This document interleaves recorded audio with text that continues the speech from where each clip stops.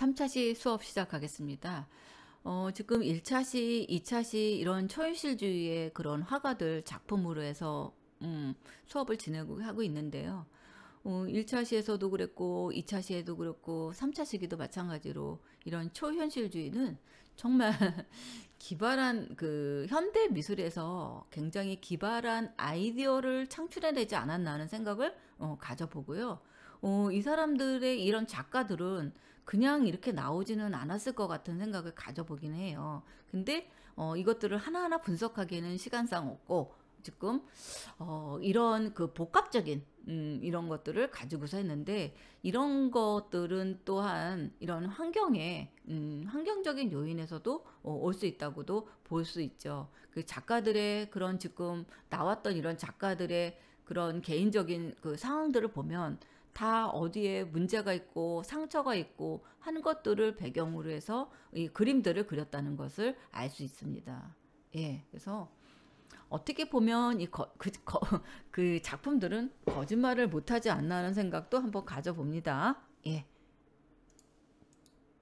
그래서 이번 3차시는 달리하고 에른스트에 대해서 작업들을 하겠습니다.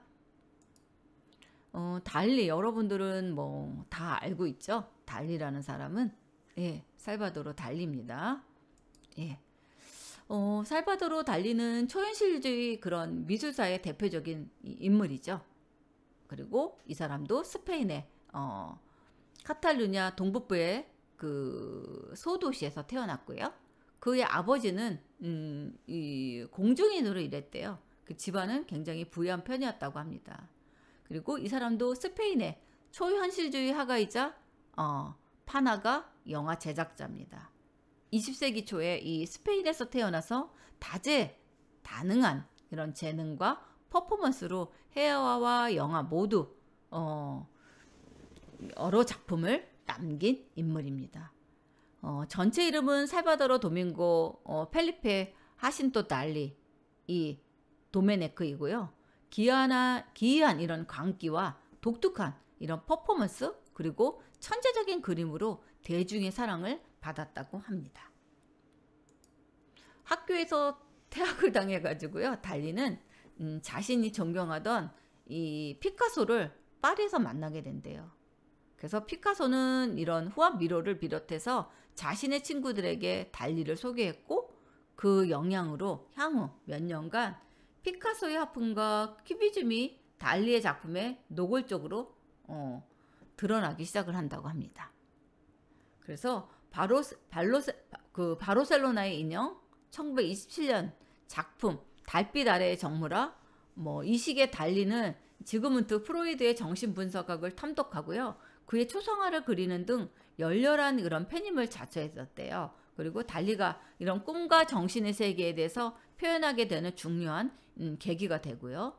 달리가 자신의 그런 트레이드 마크인 이런 수염을 기르기 시작한 것도 이 무렵의 일이라고 합니다. 이것은 스페인의 화가 디에고 벨라스케스를 모방한 것으로 알려져 있습니다. 그는 이런 초현실주의의 시초라고 알려진 이 브루통과의 불화로 인해서 초현실주의 화가 그룹에서 제명당하기도 했대요. 원래는 이 브루통이라는 사람이 이 초현실주의라는 것들을 발표하기도 했잖아요. 근데 이 사람하고 이런 그 성격 차이인지 뭔지 모르겠지만 이랬다고 해요. 그래서 그의 기발한 이런 언행은 브루통이 평생을 걸쳐서 지키려고 했던 이런 초현실주의의 순수함과 엄격함에 자꾸 균열을 냈대요. 특히 달리는 자주 정치적인 발언을 공개적으로 해서 초현실주의가 그렇게 싸우려고 했던 이런 자본주의, 파시즘의 망령을 찬양하는 이런 발언을 자주 해서 브루통을 비롯한 수많은 초현실주의자들의 심기를 건드리기도 했대요. 달리의 발언은 도통 진지한 것인지 찬양을 빙자한 빈정거림인지 종잡을 수가 없을 정도로 그런 빈정거림이 많았다고 합니다. 또 이런 초현실주의 추구의 끝은 결국 스스로를 부정하고 파괴하고 뛰어넘게 되는 이 달리의 수많은 빈정거림과 악성들은 한편으로는 이런 초현실주의와 통하는 것이 아니었나 하고 그런 이야기들도 있었다고 합니다. 이거는 살바도르 달리의 이젤 앞에 있는 달리의 자아상입니다. 달리는 첫 번째 이런 초상화로 알려져 있는데요. 이 작품에는 두텁고 풍부한 질감의 사용에 있어서 이런 숙달된 테크닉을 보여주고 있다고 합니다. 그러나 이것은 그의 그림이 성숙해짐에 따라서 포기하게 되고요. 드로잉을 중시하는 엄격하고 정확한 이런 표현 기법들을 선호하게 되었기 때문이라고 합니다. 살바도르 달리인데요. 이거는 전묘화처럼 표현된 이런 살바도르 달리의 이 엘리아네스의 수역도라는 작품이라고 합니다. 그 엘리아네는 카라테스 달리가 살던 곳 근처에 해변의 선박창고래요. 이 작품은 라몬 피조트의 영향을 많이 받아서 완성되었지만 달리의 이런 독특하고 개인적인 양식이 이 표현되는 것을 알 수 있습니다. 지금 그 해변 어디에 그 여성들이 이렇게 다 나체로 있는 장면들을 이렇게 표현을 한 것 같아요.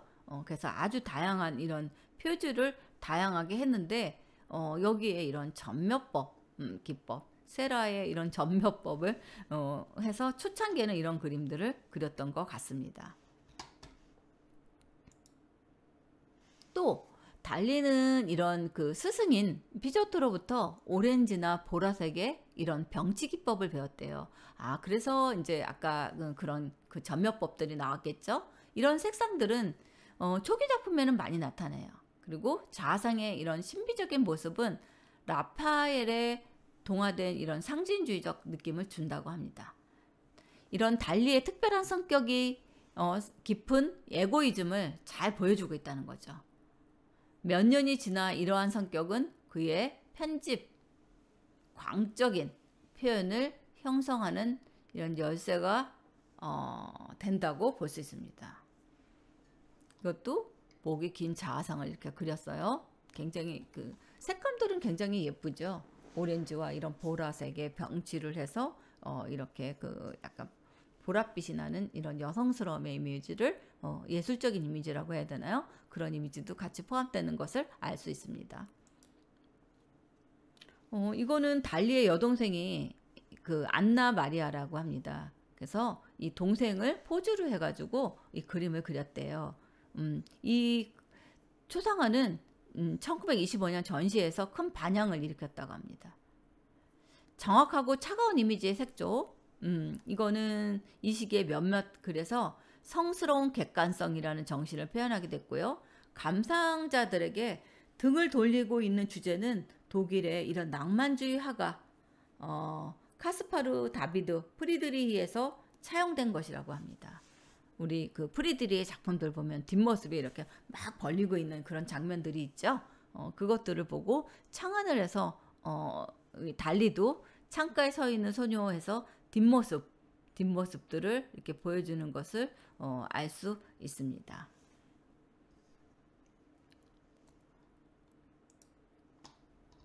다음은 이런 그 비너스와 어린 큐피트예요. 이런 불확실한 이런 신화적인 인물들이 등장하는 이 작품은 피카소가 시도했던 이런 지중해적 고전주의와 같은 범주에 속한대요. 이 당시 달리는 이런 종류의 주제를 큐비즘의 기법이나 인상주의 풍경화 기법과 결합해 실험하고 있었다 하고 이야기를 합니다. 예. 약간 그 입체파 큐비즘 막 그런 것들도 같이 연상되는 그런 이미지들을 연상케 하네요.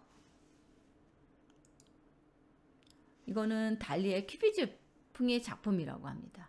이 작품에서 그의 관심이 이미 초현실주의에 빠져들고 있다는 것을 나타낼 수 있죠. 다음은 초기 작품 중에서 완전히 초현실주의 성향을 띤 작품 중에 하나입니다. 이거는 달걀 노른자처럼 끈끈하고 내장과 같이 부드러운 형태는 도망가는 선들, 글자, 숫자 표현되었고 엄격한 기하학적 공간의 도시 간에 분배되어 있는 것을 알 수 있습니다. 그리고 사물들의 그런 정확한 표현과 재현된 내용 안에서의 비현실적인 혼합으로 달리의 작품에는 그런 기본적인 골격을 형성하게 된다는 것을 알 수 있습니다. 또 이거는 보이지 않는 남자래요. 달리는 16세기 그런 매너리즘화가 아르침몰드의 영향을 받아서 형상을 다양한 오브제의 묘제로 대체해서 그림을 그렸다고 합니다. 처음에는 이중 이미지 또는 보이지 않는 이미지의 주제를 접목시키기도 했고요. 또 이 작품은 1933년에 완성하지 못하고 포기했으나 이 편집각적인 이런 비평적 방법을 사용해서 꿈의 내용을 나타난 작품이라고 볼 수 있습니다.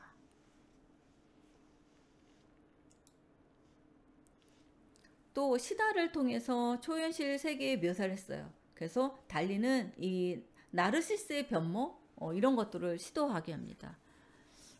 어떻게 보면 이게 이제 그리스 신화인데요. 이런 그리스 신화의 신화적인 것들을 막 이제 그림으로 그리기도 합니다. 헤라는 제우스가 바람 피우는 것을 도와준 괘씸죄로 에코에게 다른 사람의 말 가운데 마지막 음절만 반복해는 무서운 형벌을 내려요. 이 저주로 인해서 나르시스에게 사랑을 전하지 못하고 여위에 가던 에코는 나르시스도 자신과 똑같은 고통을 느끼게 해달라고 복수의 여신에게 비는 장면입니다. 그래서 나르시스는 자신과 사랑에 빠지고 만다는 거죠. 물에 비친 자신의 모습을 사랑하게 돼서 샘만 들여다보다가 마침내 탈진하여 죽는다고 합니다. 그가 죽은 자리에 한 송이 꽃이 피었는데 이후 이거를 나르시스를 수선화라고 부른다고 합니다.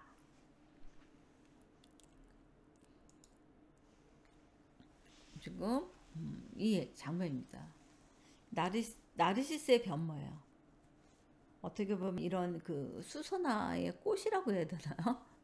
특별히 달리에게 흥미로운 주제였다고 합니다. 작품을 이해하는 데 중요한 개념을 가졌고요. 어린 시절 이런 그 형의 죽음과 관련되어 있어서 연못의 물 안에서 반사되어진 이미지와는 현실적 이미지 사이의 혼동을 표현하는 그것들을 찾을 수 있습니다. 또 그림을 보면 이런 나르시스는 물에 비친 자신을 하염없이 응시하고 물에 몸의 일부를 담가서 사랑하는 이에게 좀 더 가까이 다가오다. 그리고 응시를 넘어서 물에서 비친 자신과 일치화된다는 거죠. 그래서 이런 두 가지 모습을 보여주면서 나르시스의 변모라는 이런 이미지 변형 과정을 나타냅니다. 그래서 왼편의 어림풋한 이런 실루엣에서 오른쪽으로 오면서 머리는 달걀, 머리카락은 수선화, 몸은 손가락으로 변형시키고 뒤편에 발가벗은 사람들은 인간의 본능의 속성으로 나르시스 현상을 강조라고 하는 듯한 이런 이미지들을 보여주는 것을 알 수 있죠. 예, 이게 이제 약간 그런 이미지들을 보여주는 것을 알 수 있습니다. 또 정신분석학에서는 이 신화를 빌려서 자기 육체나 자아가 사랑의 대상이 되는 상태인 자기의 경향을 나르시시즘이라고 부르죠. 프로이드가 보기에 인간은 유아기에 자신을 관심이 집중되는 1차 나르시즘적 단계가 있다가 점차 외부 대상인 어머니나 이성으로 향하고요. 또 그런 애정생활의 위기에 직면해서 상대를 사랑할 수 없게 될 때 자신에 대한 사랑으로 돌아가는 2차 나르시시즘 단계에 들어간다는 거죠. 달리가 어렴풋한 신뢰에 대해 견고한 사물의 상태로 나르시스의 변모 과정을 묘사한 것이 나르시시즘 단계 변화를 보여주는 의도가 아닐까 싶습니다. 그래서 2차 나르시시즘 단계는 누구나 겪는 이런 자연스러운 과정인 1차 단계와는 성격이 판이하게 다르다는 거죠. 그래서 정상적 과정에서 이탈해서 자아의 중요성이 너무 과장되어 장애에 대한 이른 상태, 자아의 감각인 인플레이션 상태라는 점에서 병리적 증상이라고도 할 수 있습니다. 또 나르시스는 화가 자신일 수도 있다.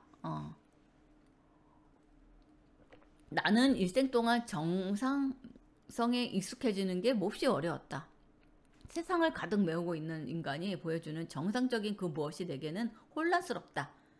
달리 스스로 정상적 인간에 대응하지 못하고 끊임없이 자기 자신에 대해서 정신적인 장애를 이야기를 합니다. 그리고 자신의 그런 비정상적 측면과 장애를 사랑했고 심지어 자랑합니다. 그래서 브루톤과의 불화로 초현실주의 그룹에서 제명했을 때 나는 초현실주의 자체니까 아무도 나를 쫓아내지 못한다. 이렇게 얘기를 하고 자신의 감각엔 인플레이션 상태를 보여주고 있습니다. 이거는 기억의 그 지속입니다. 그의 대표작 중에 하나죠. 그래서 살바도르 달리 하면 대부분의 사람들이 제일 먼저 떠올리는 작품이기도 하고요. 이게 제6차 교육과정 미술교육에서 나옵니다. 뭐라고 하냐면 기억의 습작이라고 이렇게 번역되어서 나옵니다. 정말 현실하고는 정말 동떨어진 작품이라고 볼 수 있겠죠. 정말 시계가 막 이렇게 널려져 있고 이렇게 눕혀져 있고 이런 구도도 그렇고 이렇게 흘러서 내리는 것 같은 느낌도 있죠. 굉장히 다양한 느낌을 볼 수 있습니다. 초현실주의 그룹이 유럽에서 전시됐을 때 처음 소개된 작품으로는 달리가 이 전시를 통해서 크게 알려졌다고 합니다. 캠퍼스를 보면 저 멀리 바다와 해안선, 항구와 절벽 공장이 보이는데 앙상한 나뭇가지와 각진 모서리 그리고 가물 눈을 연상시키는 바닥의 신체 일부에는 녹아 흘러내리는 시계가 걸쳐져 있고 그리고 왼쪽 아래에 놓인 주황색 회중 시계에는 개미떼가 몰려있다. 뭐 이런 얘기예요. 그래서 달리의 고향인 바닷가 마을을 배경으로 한 이 작품에는 그의 무식 반영되어 있고 해석하는 것이 일반화적이다. 여기서 등장하는 시계는 과거의 달리와 그의 억눌린 욕망을 보여주는 것으로서 그의 가족사의 성적 욕망이 포함되어 있다고 할 수 있습니다. 그래서 이 시계는 현실 세계와 달리 견고한 모습이 아니라 녹아내리는 형상을 지니고 있는 것. 한편 개미로 뒤덮인 시계는 죽음을 상징한다는 것이죠. 달리는 꿈을 거의 문학적으로 그렸고요. 이러한 작품들은 잠에서 깨어나자마자 캠퍼스로 옮겨서 이런 환영들이 보였다고 합니다. 그래서 이 그림은 어린 그 이미지가 등장하기도 하고요. 또 이는 유년 시절로 회귀하려는 달리의 잠재의식을 나타내기도 합니다. 이거는 비키니 섬의 스핑크스래요. 이거는 산호섬 비키니에서의 핵폭발 실험과 히로시마와 나가사키의 핵폭탄 투하는 달리의 작품에 영감을 주었다고 합니다. 그래서 두 개의 그런 인간의 머리와 나무는 이중 이미지로 핵 버섯 모양을 보여준다고 할 수 있습니다. 재밌죠? 이런 표현들이 굉장히 재밌습니다.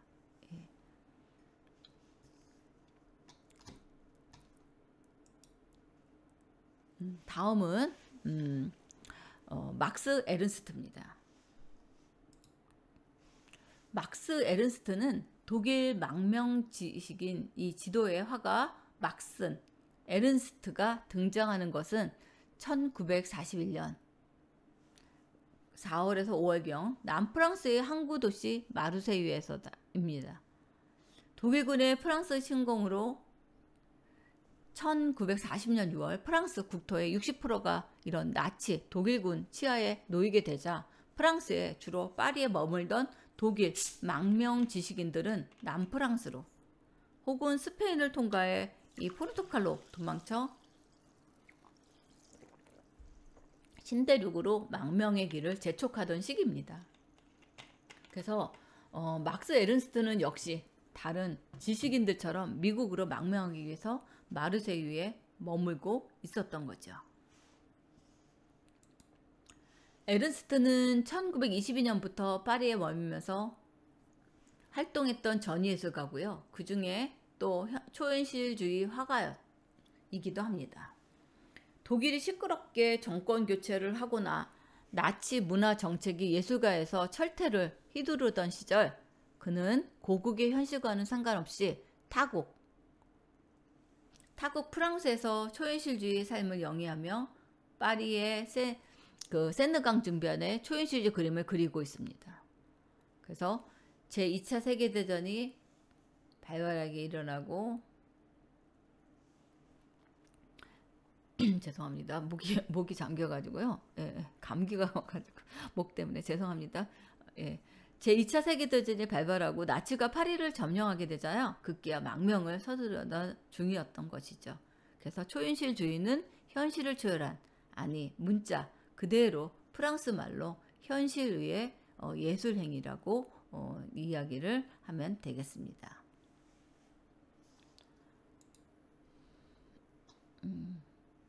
또 이 막스 에른스트가 망명을 떠나 있던 이유는 현실적으로 독일인이었고 초현실주의였기 때문입니다. 제2차 세계대전이 반발하자 에른스트는 프랑스인들에게 적대 외국인으로 지목돼 수용소로 추감되기도 하고요. 나치 독일군이 진주하자 이번에는 나치에게 체포돼 수용소 수방 생활을 했다고 합니다. 그러니 이제 프랑스는 더 이상 그가 머물 수 없는 땅이 아니었죠. 아무리 초현실주의자라도 이제 현실로 끌어졌다고 할 수 있습니다.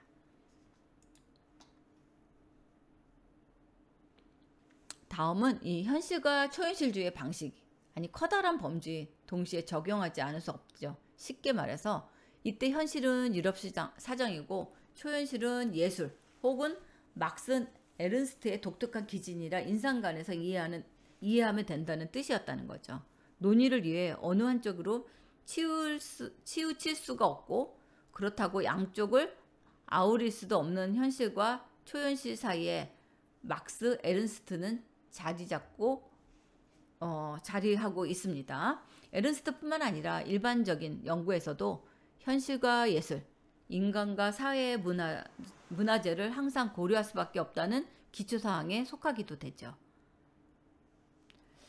아무리 사회가 급박하게 돌아가도 인간의 본능적인 삶에 영위되어 있고 아무리 예술이 고상하고 사랑이 따뜻하더라도 그것만으로 세상을 살아갈 수 없기 때문입니다. 이 점에서 막스 에른스트는 파리에 장기간 체류했던 독일인이고요. 초현실주의 화가였다는 사실에서 독일 망명 지식인들을 조망하는 풍경의 범위에 넣을 수 있었습니다.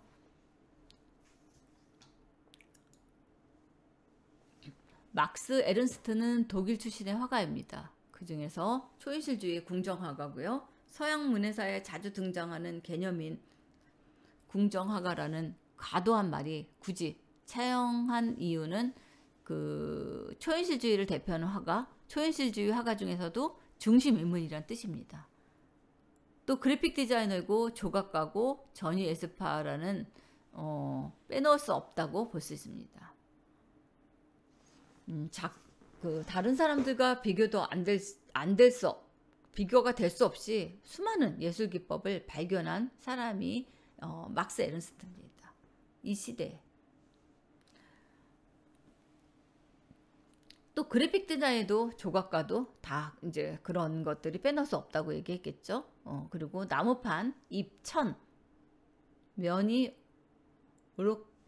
올록블록한 것에 종이를 대고 연필 등으로 문지르는 수법인 이 프로타주 색을 두껍게 칠한 후 그런 그 각종 도구를 이용해 표면을 긁어내는 그런 기법, 그것들을 발견한 그 해야 기법이라고도 할 수 있겠습니다.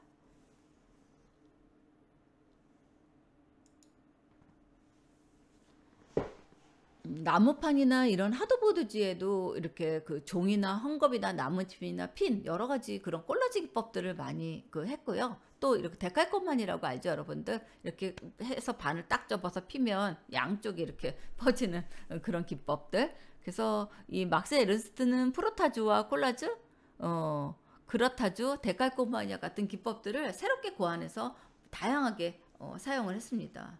또 제1차 세계대전 당시 4년 동안 독일군으로 참전됐던 경험 덕분에 막스 에른스트는 세상의 부조리에 대해서 눈을 뜨게 되었고요. 이러한 인식 변화는 막스 에른스트의 작품 세계에서도 영향을 미쳤다고 합니다. 이게 막스 에른스트의 작품이라고 볼 수 있습니다.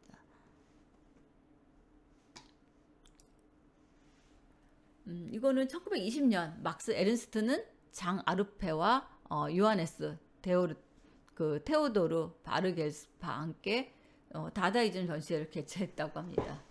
그 사람들이 굉장히 충격적인 거죠. 빨간 손, 파란 손. 막스 에른스트의 작품에 집요하게 드러나는 어떤 형상이 있는데요. 이 세부리 형상입니다. 이 세 인간은 막스 에른스트의 분신이자 페르소나, 외적 인격이라고 해요. 이 막스 에른스트는 유년 시절 사랑했던 그런 앵무새의 죽음과 동시에 여동생의 탄생으로 심리적으로 무척 혼란스럽고 고통스러웠다고 합니다. 그때 그는 그 새보다 더 뛰어난 반인간조라는 사실을 만들어냈다고 합니다.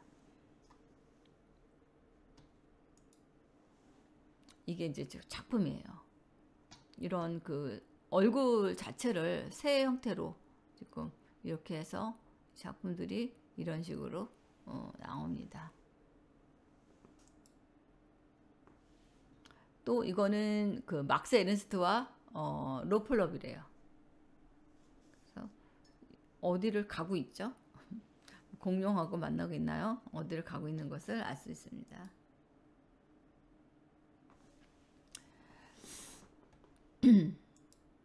또 새 인간 로플럽은 이 파나집과 소설책 100개의 머리 없는 여인, 이번 주의 신절 등에 뭐 등장하기도 합니다. 뭐 이렇게 다양한 이런 것들을 많이 사용을 했고요. 또 여기에는 또 굉장히 나쁜 뭐 여성을 강간하거나 감옥에 갇혀 뭐 하는 그런 그 기묘한 모습을 등장하기도 하고요. 또 이미지들을 굉장히 궁금증을 더해주는 뭐 이런 것들, 그리고 아니면 꿈의 해석, 뭐 아니면 뭐 새처럼 행동한다, 뭐 이런 것들을 새에 대한 얘기죠. 이것들을 언급하는 것인지도 모릅니다. 그래서 굉장히 그런 그 막스 에른스트도 다양한 그런 그 기법이라고 해야 되나요? 아니면 다른 세계 형이 그 꿈의 해석이라고 해야 되나, 프로이드의 해석이라고 해야 되나, 그런 쪽으로 많이 가는 것을 알 수 있습니다. 이거는 모자를 만든 사람이에요. 종이에 크레용 이것들을 만들어서 이런 식으로 사람을 만들었다고 합니다. 이거는 명쾌한 최초의 선언입니다.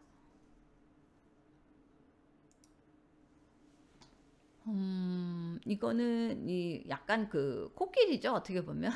코끼리와 이런 그 다른 동물들을 이렇게 고철과 이런 여러 가지들을 해가지고 이렇게 콜라지를 만들어서 셀레비즈의 코끼리라고 해요. 그래서 코끼리에 대한 형상들에 대한 설명을 듣도록 해볼 겁니다. 이 막스 에른스트는 미국을 망명해요, 나중에는. 그래서 미국에서 새로운 영감을 얻어서 미국의 젊은 작가 세대들에게 새로운 영감을 줍니다. 액션 페인팅은 막스 에른스트의 영향이 없었다면 탄생하지 못했을 겁니다. 그리고 여러분들도 아시겠지만 액션 페인팅 뭐 많이 보셨겠죠? 예. 그래서 그 액션 페인팅은 뭐냐면 그냥 뭐 사람에다가 막 칠을 한다든가 아니면 바닥에다 쫙 뿌린다든가 그리고 이게 작품입니다 하고 뭐 그런 얘기들을 많이 해요. 그래서 막스 에른스트도 독일 출신이었지만 어느 한국가에 소속된 사람은 아니고요. 세계 여기저기 세계를 떠도는 방랑이었습니다. 실제로 여기저기를 떠돌았지만 그가 사귄 여인들의 국적은 다양했고요. 마음과 예술도 굉장히 세상을 떠돌았다고 합니다. 그래서 에른스트는 독일, 미국인, 프랑스, 독일인으로 태어나서 프랑스에서 예술활동, 미국으로 망명한 다음 프랑스로 귀국해 프랑스에서 영면했다. 그의 국적을 초월한 성의를 초월한 현실주의자였다. 그렇게 이해를 하시면 될 것 같습니다. 예. 이거는 뭐냐면요. 여러분들 지금 방침이 뭐라고 나왔냐면 여러분들 상담이나 아니면 뭐 이 수업에 대한 의견을 적어서 내라고 통보가 왔어요. 그래서 제가 이제 뭐 실습 시간은 아니에요. 근데 과제방에다가 요런 내용들을 보고서 간단하게 좀 올려주십사 하고 여러분들한테 부탁을 드리려고 합니다. 그리고 이거 기간이 굉장히 짧아요. 제가 20일까지 제출을 해야 되기 때문에 10일에서 14일까지 과제방에 한글 파일도 괜찮습니다. 한글 파일도 괜찮고 아무 데다 괜찮으니까 그 여러분들이 뭐 두세 줄도 괜찮아요. 편안하게 이 수업에 대해서 이 현대미술과 디자인적 사고에 대해서 여러분들이 뭐 상담도 괜찮고 이 비대면 수업이 계속 다음 학기도 계속 이어서 이런 수업이었으면 좋겠다 하는 의견도 괜찮고, 아니다 나는 비대면 수업보다는 대면 수업이 앞으로 좀 활성화가 됐으면 좋겠다, 뭐 그런 각자 그냥 하고 싶은 의견들이 있고요. 제 수업이 또 재미가 없었다면 좀 더 어떤 위주로 해서 하는 수업이 있으면 좋겠습니다 하면 제가 그거 부분들은 수정을 할게요. 그리고 어떤 부분은 재밌었다 하는 분들도 같이 써주면 제가 좀 힘을 얻을 것 같습니다. 그래서 재미있는 부분은 재미있는 부분대로 써주셔도 되고, 뭐 이런 부분들은 좀 의견을 편하게 그냥 괜찮으니까 뭐 장단점도 괜찮아요. 뭐 아니면 개선할 점도 괜찮고, 뭐 아니면 개인적인 뭐 이거 아닌 나는 개인적인 상담도 괜찮으니까 편하게 여기다가 좀 과제방에다 제가 이거는 따로 올리겠습니다. 그래서 과제방에다가 간단하게도 좀 올려서 과제 체크로 제가 그냥 해버릴게요. 그래서 이것들을 길지 않아도 됩니다. 간단하게도 괜찮고 몇 줄도 괜찮으니까 여러분들이 꼭 의견을 여기다가 좀 시간 기간에 맞춰서 좀 올려주시면 감사하겠습니다. 그리고 제가 이번 주에 이 목소리가 원만하지 못한 거 죄송하고요. 제가 이제 감기가 걸려서 목소리가 아주 굉장히 아픔에도 불구하고 이 수업을 진행을 했습니다. 그래서 좀 이해해 주시기 바라고, 좀 이렇게 간혹 가다가 이게 끊기는 점도 있었을 거예요. 그래서 이게 목이 너무 아파서 목을 한번 삭히고 그 다음에 수업을 해서 그랬으니까 이해를 부탁드리고요. 또 하나는 지금 제가 매번 얘기를 하지만 우리 이 수업들은 외부에 나가지 않도록 좀 해주시기 바랍니다. 이게 저작권에 영향을 미칠 수도 있으니까 여러분들 이 이미지 파일이 제가 적어놓지도 않았고 수업은 괜찮다고 그래서 제가 이렇게 가져왔어요. 그래서 좀 여러분들 수업 외에는 공개하지 않았으면 하는 바람에 여러분들한테 이렇게 의견을 줍니다. 여러분들 이거 꼭 두 줄, 세 줄도 괜찮으니까 간단하게도 의견을 주시기를 부탁드리겠습니다. 여러분들, 그러면 이번 주 수업은 여기서 마치고 다음 주에 뵙겠습니다. 예, 고생하셨습니다.